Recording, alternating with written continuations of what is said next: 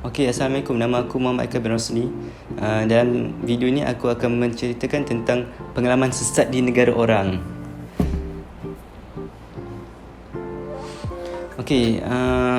Ini pengalaman yang aku kena sendirilah, iaitu sesat di negara Jepun. Seperti yang korang tahu, Jepun ni memang negara yang diorang memang utamakan bahasa kebangsaan diorang. Macam English diorang tak berapa bagus, diorang tak utamakan. So memang kalau bercuti kat negara-negara macam ni memang susah lah.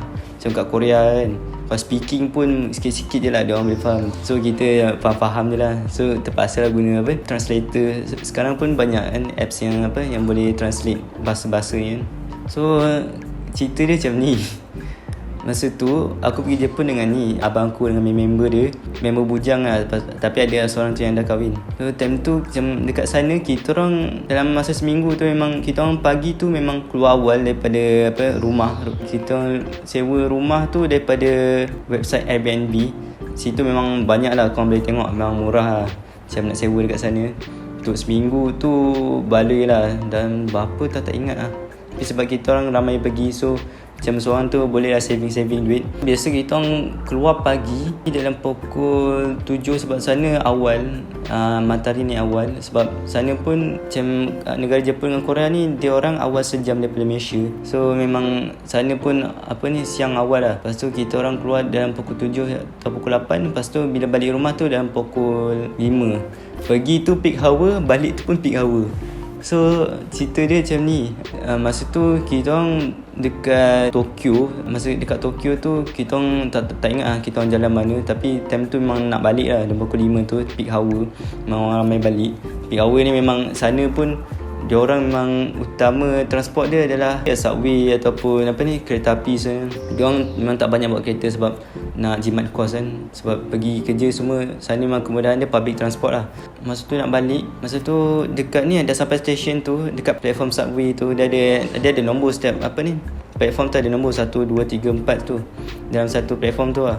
Masa tu aku ingat lagi aku batu dekat platform nombor 1. Lepas tu kat situ adalah abang aku dengan member dia. Lepas tu ada member dia batu kat platform nombor 2, 3, 4 situ. Time tu subway tu dah sampai dekat stesen tu.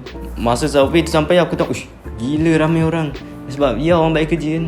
Aku time tu macam ni nak masuk ni. Lepas tu aku tahu member abang aku semua dia orang impit selit aku time tu. Macam mana ni aku nak masuk dekat platform nombor 1 tu, memang dah penuh. Lepas tu aku lari ke platform nombor 2. Platform nombor 2 pun penuh. Lepas tu masa aku nak lari ke platform nombor 3 tu, tengok pintu subway tu dah tutup. Aku time tu mampu aku ni kan, tak tahu nak buat apa kan. Sebab SIM card tak ada, internet semua memang tak ada.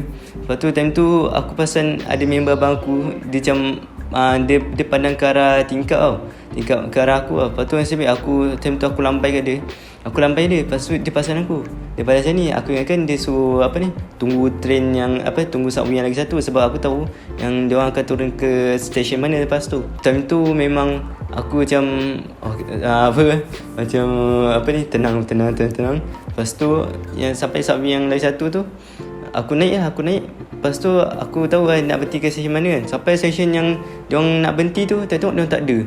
Punya yang member abang aku tunjuk macam ni tadi, punya dia suruh tunggu dekat stesen tu sebab nanti diorang akan patah balik ambil aku. Time tu aku macam nak bercakap lain. Aku time tu memang aku ingat lagi masa aku patah balik tu, tengok diorang tak ada tau. Lepas tu aku pun macam patah balik dekat yang stesen yang aku dah pergi tadi tu. Stesen yang aku pergi tadi tu memang stesen besar, nama dia Shibuya Station. Shibuya ni dia macam KL Central lah dekat Malaysia. Memang itu macam tempat utama dia lah. Memang besar gila, orang ramai gila. Time tu aku macam berapa kali tak aku patah balik. Lepas tu aku ada juga tanya macam pegawai kat sana yang jaga kat stesen tu. Masalahnya bila aku tanya diorang tak layan aku. Diorang tak layan sebab apa? Diorang tak pandai nak balas balik tau. Mungkin sebab tu lah, bukan sombong ke apa kan. Cuma diorang tak pandai, so diorang buat dek je kat aku. Aku ingat lagi aku minta hotspot daripada ada Mak Saleh lah. Mak Saleh tu aku rasa dia kerja sana sebab nampak dia pakai baju kerja semua. Aku tanya dia nak hotspot kan, nak pinjam hotspot. Lepas tu dia kata tak boleh. tak ada kan. Lepas tu apa ni, aku macam aduh macam mana ni. Aku ingat masa dekat Shibuya Station tu, masa aku tengah jalan-jalan, masa tu aku macam nak tunggu lah, tak apa tunggu dulu kan. Masa aku nak tunggu, aku jalan-jalan tu tiba-tiba ada ni tau, ada satu family Jepun ni, bapak dia tiba datang ke arah aku, jalan ke arah aku. Agaknya dia orang pun macam sesat juga, tak tahu nak pergi mana. Tiba bapak dia tanya aku dah masuk Jepun. Aku macam dia ingat aku orang Jepun. Tapi cakap, oh sorry sir, I don't understand Japanese. Lepas tu dia, oh okay. Yang tu ada balas lah. Lepas tu time tu aku macam, dia ingat aku Jepun. Lepas tu ada rasa macam bangga juga lah. Dia orang ingat aku Jepun sebab mungkin aku pakai mask kan. Lepas tu pakai topi semua. Lepas tu muka pun boleh lah tahan putih jugalah muka aku kan. Nani? Lepas tu aku tunggu lah situ. So aku tiba terfikir nak beli SIM card. Aku nak beli SIM card tu, aku pergi dekat ada convenience store. Sana memang banyak convenience store. Aku tanya ada pekerja tu, ada jual SIM card. Lepas tu dia kata tak ada. Lepas tu aku macam aduh macam mana ni kan. Tapi dekat sana station tu ada free wifi. Tapi masalahnya free wifi dia tu bila korang, biasa kan kalau dekat public kan, bila korang nak connect tu kan, dia akan macam buka website kan, kena isi macam isi form. Aku tak tahu dia tulis apa sebab semua bahasa Jepun. Aku tak tahu dia suruh isi apa. Rupanya dia suruh isi email. Aku tahu dia suruh isi email tu pun bila dah balik rumah, dah sampai ke rumah. Lepas tu time tu memang aduh macam mana ni. Lepas tu aku tak ingat dekat session mana dah. Lepas tu aku ada terjumpa ni, tak tahu lah couple ke ataupun member dia, seorang lelaki seorang perempuan. Aku tanya perempuan tu, nasib baik dia macam boleh pandai speaking sikit lah. Lepas tu yang lelaki tu pun dia pakai ni Google Translate. Tu dia translate semua. Time aku tanya-tanya dia tu baru aku teringat dekat grup WhatsApp kita orang yang travel Jepun ni, member abangku dah ada bagi PDF petunjuk arah macam mana nak pergi ke rumah sewa tu. Lepas tu aku buka je dekat apps tu. Lepas tu aku tunjuk lah ni macam ni arah dia nak pergi stesen mana kan kat rumah aku tu. Lepas tu lepas tu dia kata ni pergi sini KU New Line ni. Dia sana memang banyak tau dia punya line. Sebab sana memang banyak company. Macam Malaysia ada KTM, MRT, LRT. Tapi sana memang lagi banyak dia punya company tu. So dekat sana tu KU New Line tu dia ada dua nama. Satu KU Line, satu lagi KU New Line. KU New Line tu macam line baru lah, nama KU New Line. Lepas tu aku macam keliru lah, dia nama dia KU Shinsen Line. Dia punya bacaan dia tu dah bahasa Jepun tapi tulisan dia dalam ni ABC lah, alphabet kan. Aku macam ya ke, turun. Lepas tu dia tunjuk platform mana. Lepas tu aku macam follow lah. Lepas tu aku macam terima kasih kat dia semua. Lepas tu aku pergi je dekat yang dia punya platform tu. Dia cakap tu punya memang betul lah, dia tulis lah yang platform yang station lagi ke rumah sewa aku tu. Aku macam alhamdulillah. Lepas tu time tu aku tunggulah subway tu sampai subway tu aku naik. Memang betul pun dah station tu turun ke rumah sewa aku tu. Lepas tu time tu pula tiba-tiba aku buat teringat nak buat apa nak buat video sesat. Sebab sebelum tu memang tak fikir apa. Sebab dah menggelabah kan. Tapi time tu pun aku tak ada menggelabah. Aku macam tenangkan fikiran kan, like jangan nervous semua kan. Lepas tu dah sampai dekat session tu baru aku teringat nak buat video. Lepas tu ni video korang tengok lah apa yang aku dah record. Okay, akhirnya sampai ni Family Mart. Hai penat.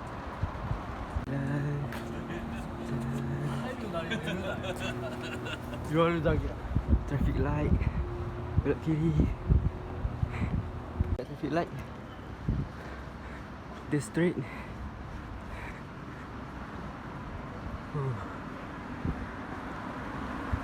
Penat. Ni boyan ni. Balik solat solat jangan lupa. Walaupun kau lagi travel, solat jangan lupa. Tu kena lintas lah jalan. Sampai dah.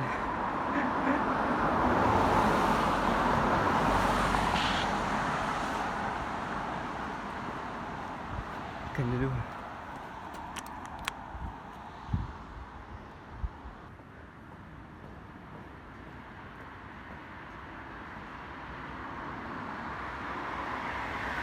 Sudah merah, bas berhenti ke jalan.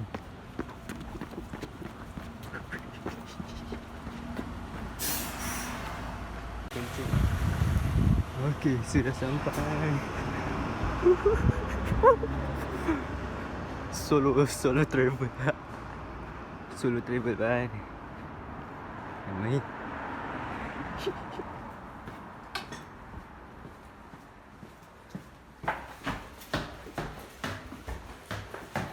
Sampai. Alhamdulillah. Tekan dulu. Ting.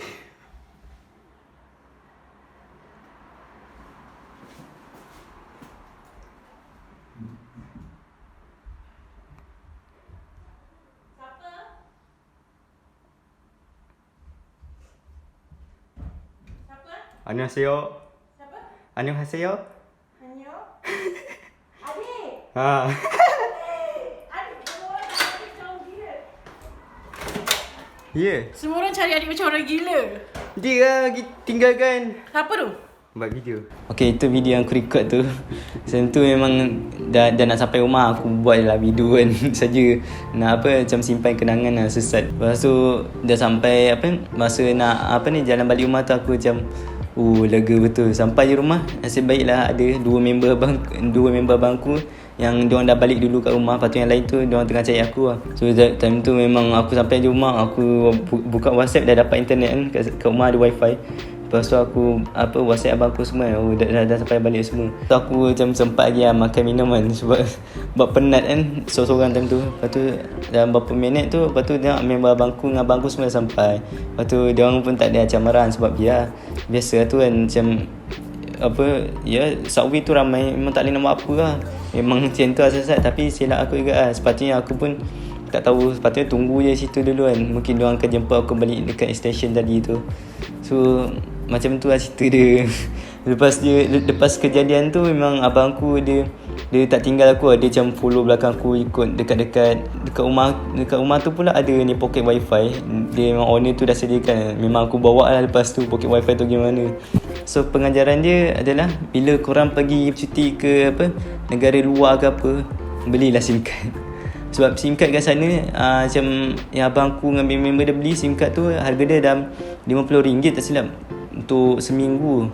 Sebab bila macam lepas tu dia internet pun unlimited, call pun tak silap unlimited juga. Macam sampai sana je korang pasang, memang dia akan random lah pilih telco dia. Macam yang dekat sana member abang aku dapat, dia dapat telco Docomo. Itu je lah cerita dia. So pengajaran dia memang korang kena beli SIM card. Tak kira lah RM50 ke apa, tapi untuk keselamatan. Sebab benda tu memang priority betul lah. Tapi walaupun sekarang pun macam kita tahu kan, banyak yang company dah sediakan pocket wifi yang buat sewa. Tapi bagi aku SIM card lagi penting. Sebab apa? Macam pocket wifi, macam seorang sewa, memang kan dia punya pros dia, memang korang sewa satu tu ramai-ramai orang boleh pakai. Tapi bila cons dia, bila tiba-tiba cons sesat, kau tak boleh nak buat apa lah. Tak ada internet semua kan, line call, line untuk nak telefon memang tak ada. Memang tak boleh nak buat apa lah. So memang korang nak tak nak, memang beli je SIM card. Yang pocket wifi tu untuk standby je boleh lah, macam ramai-ramai nak pakai kan. So tu je lah. Memang aku cakap tu je, korang ni lah invest lah. Tapi itu pun silap aku juga. Masa awal pun abang aku dah tanya aku nak beli ke tak, tapi aku cakap dia tak payah sebab boleh hotspot semua kan. Lepas tu tiba-tiba lah benda ni dah terjadi.